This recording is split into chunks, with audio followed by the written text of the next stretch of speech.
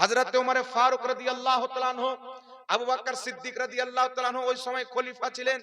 ওমর ফারুক বলতেছেন, হযরত আবু বকর সিদ্দিককে, হযরত খালিদ বিন ওয়ালিদকে এই পাওয়ার, এই শক্তি কে দিয়েছে যে তিনি একজন মুসলমানকে হত্যা করেছেন?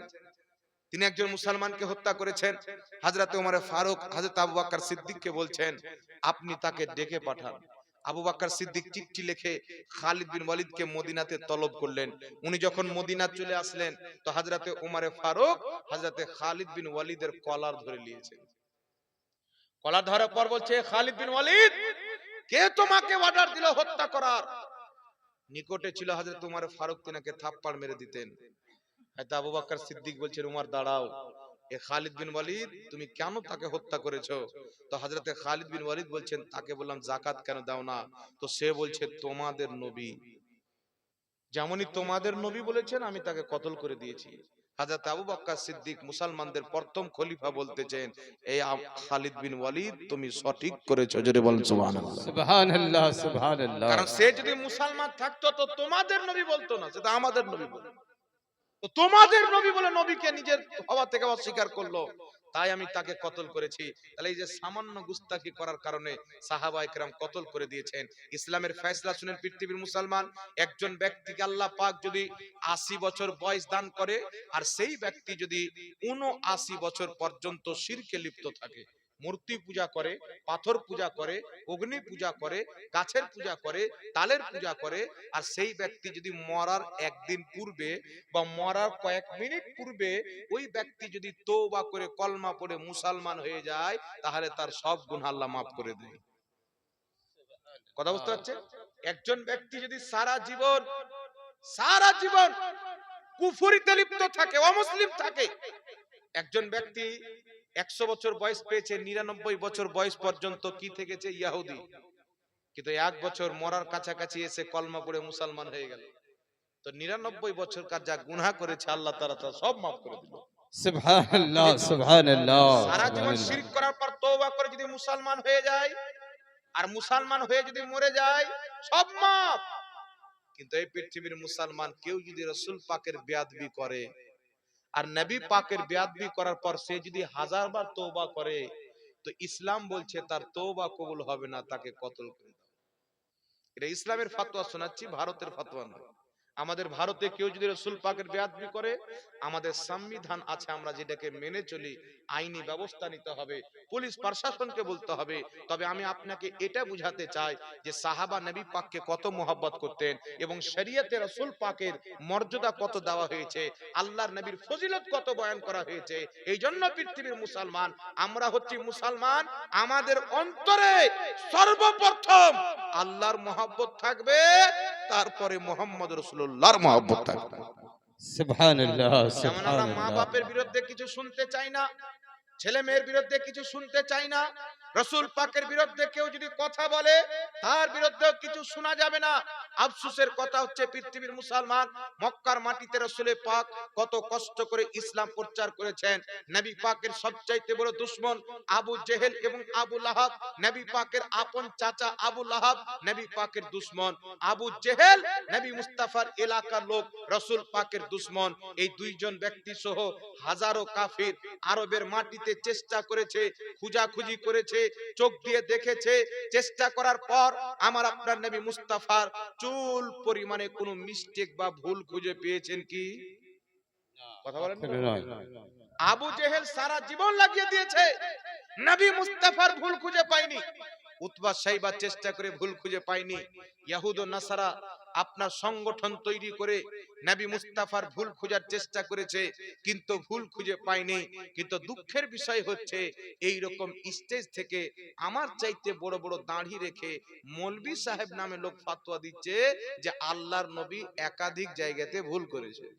নাউযু বিল্লাহ, নাউযু এখন বিল্লাহ। আমি বললে খারাপ, আমি বললে খারাপ, তো আমার নবীর ব্যাপারে কেউ যদি বলে, তো আমার প্রতি আল্লাহ ফরজ করেছেন আমি ওই মৌলবীর মুখোশ উন্মোচন পাবলিকের সামনে করি, যাতে তার থেকে মানুষের ঈমানটা বাঁচে।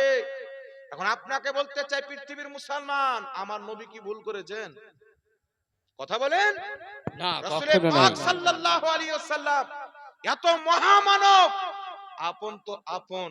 একজন খ্রিস্টান ব্যক্তি একটা কিতাব লিখছে, যে কিতাবটির নাম হচ্ছে দ্য 100। খ্রিস্টান ব্যক্তি লিখছেন 100 জন মহামানবের প্রশংসায়, কিন্তু ওই ব্যক্তি 100 জনের জীবনী পড়ে লেড়ে ঘেটে সর্বপ্রথম 1 নম্বরে যেই ব্যক্তির নাম লিখতেছে তিনি হচ্ছেন মুহাম্মদ রাসূলুল্লাহ সাল্লাল্লাহু আলাইহি সাল্লাম। তাকে জিজ্ঞাসা করা হলো, তুমি তো খ্রিস্টান ব্যক্তি, ঈসা নবীর নামটা প্রথম লিখে দিতে।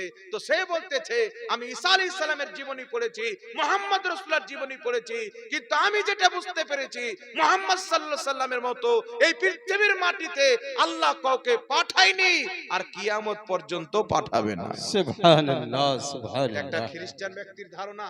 আল্লাহ পাক কোরআনে নবী মুস্তাফার কত শান বয়ান করেছেন, কত মর্যাদা হাদিসে বয়ান হয়েছে, কিন্তু পৃথিবীর মুসলমান তাদের মুখে এইগুলি কথা শুনতে পাবেন না। কিন্তু তারা কি বলছেন, আল্লাহর নবী একাধিক জায়গাতে ভুল করেছেন। কারণ এটা যদি বলে তাহলে পাবলিকের অন্তরে একটা আকীদা বসবে, ওদের ধারণা তৈরি হবে কি যে আমাদের নবীও তো ভুল করেছেন, তো আমাদের মধ্যে একটা সিম্পল মানুষ ছিল। এই মিশন আমেরিকা ইসরায়েল থেকে চলছে, আমেরিকা থেকে চলছে। মুসলমানদের সামনে তাদের নবীকে ছোট করে দাও, এরা শেষ হয়ে যাবে। এদেরকে তালোয়ার নিয়ে মারতে পারবে না। তারা দেখেছে জঙ্গে বাদারে কি অবস্থা হয়েছে, তারা দেখেছে উহুদে কি অবস্থা হয়েছে, তারা দেখেছে কারবালাতে কি অবস্থা হয়েছে। পিপাসিত রেখে খাবার বন্ধ করে 1000 ব্যক্তি 313 জনের মোকাবেলা করতে পারে। তারা অস্ত্র নিয়ে নিয়ে ইসলামকে ছোট করতে পারেনি। তো তারা বলেছে যে এদেরকে তালোয়ার নিয়ে পারা যাবে না, এদের অন্তর থেকে মুহাম্মাদে আরবির মোহাব্বতকে বের করে দাও, অটোমেটিক ইসলাম খাল্লাস হয়ে যাবে, শেষ হয়ে যাবে। আজকে এই নবীর ব্যাপারে কত কিছু বলা হচ্ছে বাবা। একজন ব্যক্তি বাংলাদেশের বলতেছেন বক্তব্যের মাধ্যমে, যেই নবী ঘরের খবর জানে না ওই নবী গায়েব কি করে জানবে? এটা রাসূল পাকের কোনো মাননেওয়ালা বলতে পারে বাবা? যে নবী তো নিজের ঘরের খবর জানে না, তো গায়েব কি করে জানবে? তোমার যদি আকীদা থাকে যে নবী গায়েব জানে না, তুমি ক্লিয়ার বলে দাও নবী গায়েব জানে না, খেল খতম। তো আগে কি বলছেন, যেই নবী ঘরের খবর জানে না সেই নবী গায়েব কি করে জানবে? আল্লাহর কসম কে বলছে, আমি মিথ্যা বলছি না, বক্তব্য আমার মোবাইলে ডাউনলোড করা আছে। মৌলভী সাহেব হয়ে এই কথা বলছে আর মানুষ তাকে ফলো করতেছেন। কিন্তু এই পৃথিবীর মুসলমান, আমি আপনাকে বলতে চাই, আমার নবী মুস্তাফা একদিন মিম্বারে দাঁড়ালেন, দাঁড়ানোর পর সাহাবীকে বলছেন, সাল্লুনি সাল্লুনি সাল্লুনি, তোমাদের যা জিজ্ঞাসা করার আছে আমাকে জিজ্ঞাসা করো, যা জিজ্ঞাসা করার আছে আমাকে জিজ্ঞাসা করো।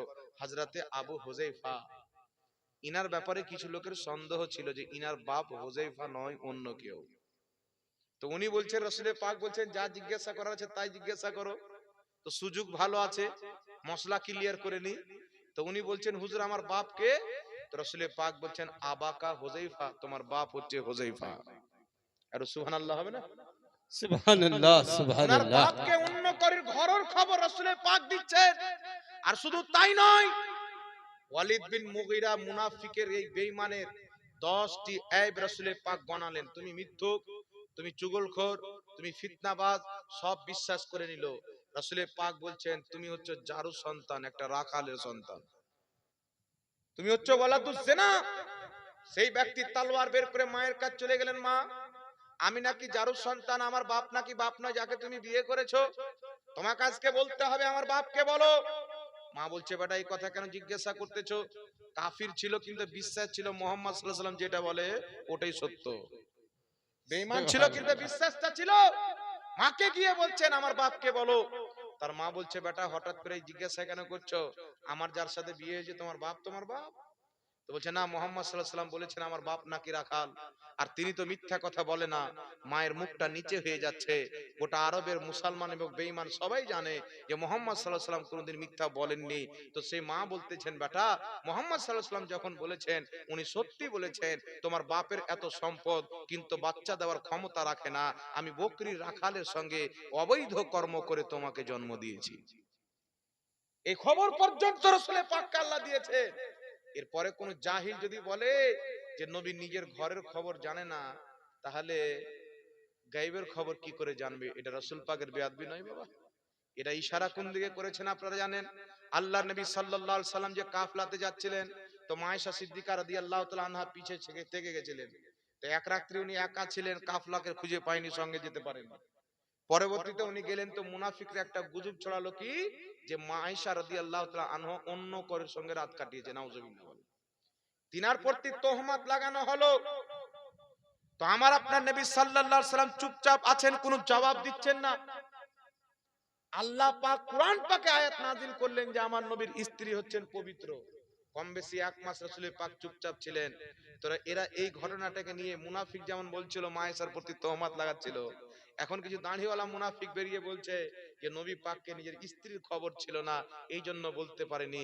কিন্তু না বাবা, আমার নবী যদি বলে দিতেন যে আমার স্ত্রী আয়েশা পাক, মুনাফিক বলতো নিজের স্ত্রী বলে কথা, ইজ্জত তো ঢাকবে, পর্দা থুড়ি খুলবে। নানা রকমের অভিযোগ আসতো। রাসূলের পাক চুপচাপ ছিলেন, উনি জানতেন এর জবাব আমার আল্লাহ দিবে। আর আল্লাহ পাক আয়াত নাজিল করে জবাব দিয়ে দিলেন, মুনাফিকদের মুখে তালা লেগে গেল। একটু জোরে বলতে হবে সুবহানাল্লাহ। সুবহানাল্লাহ, আপনাকে বলতে সুবহানাল্লাহ, চাই পৃথিবীর সুবহানাল্লাহ। মুসলমান, আমার আপনার রাসূলের শান মানকে বুঝতে হবে।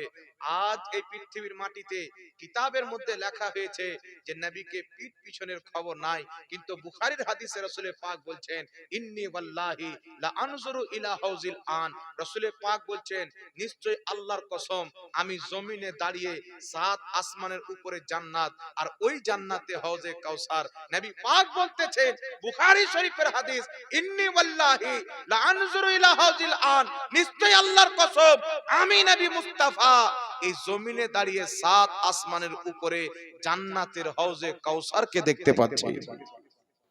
তো যেই নবী জমিনে থেকে সাত আসমানের উপরে জান্নাতের হাউজে কাউসার দেখতে পায়, ওই নবীর ব্যাপারে লেখা বলা যে পিঠ পিছনের খবর ছিল না, এটা কোনো মুসলমান লিখতে পারে না।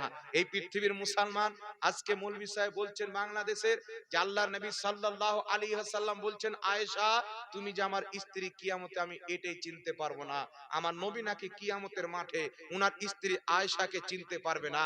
আমার রাসূলে পাক সাল্লাল্লাহু আলাইহি সাল্লামের ব্যাপারে বলতেছেন যে আল্লাহর নবী নিজেই কিয়ামতে ফেল ফেল করে তাকিয়ে থাকবেন, উনার নেকির পাল্লা ভারী হচ্ছে না, গুনহার পাল্লা নাউজুবিল্লাহ। এইগুলো বলনেওয়ালা অমুসলিম নয়, ইহুদি খ্রিস্টান নয়, আরএসএস এর লোক নয়। এইগুলো বলছে আজকে যারা নিজেকে মুসলমান বলে দাবি করছে, স্কলার ছেড়ে স্টেজে বলতেছে। কিন্তু এই পৃথিবীর মুসলমান, আমার আপনার নবী বলেছেন কিয়ামতের মাঠে সমস্ত সম্পর্ক বিচ্ছেদ হয়ে যাবে, আমি মুস্তাফার সম্পর্ক উম্মতের সাথে থেকে যাবে।